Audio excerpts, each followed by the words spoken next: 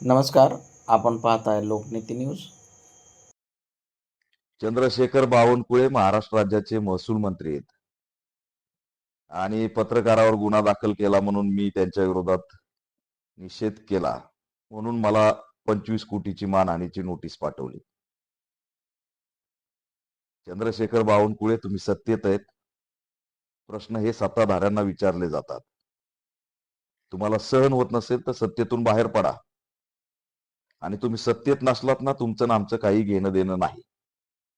तुम्ही सत्तेत आहात, महसूल मंत्री आहात. गायरान जमिनीवरती सोलार ऊर्जाचे प्रकल्प तुमच्यामुळे येत आहेत. दलितांच्या जमिनी हिसकावण्याचा GR तुम्ही काढतायत. काही दिवसांनी दलितांकडे जमिनीच राहणार नाहीत असा अजेंडा तुम्ही राबवताय.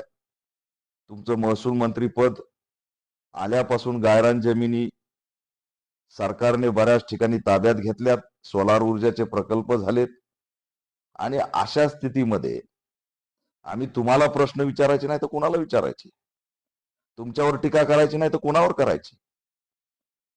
सत्ताधारी आहात म्हणून टीका करतोय. महसूल मंत्री होते त्यावेळेस आम्ही तुमचं नाव बी घेत नव्हतो. महसूल मंत्री पदावर राहायचं आणि टीकाही करायची नाही, आणि मग या नोटीस पाठवून दमदाटी करायची. काय होणार आहे? असल्या नोटीसने काय होणार आहे?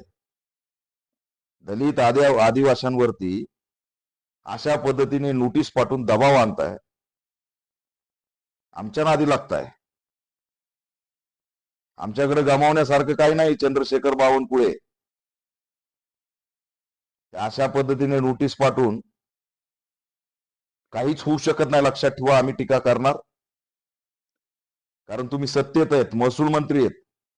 ज्या दिवशी तुमचं पद गेलं, तुमचा आणि आमचा संबंध नाही.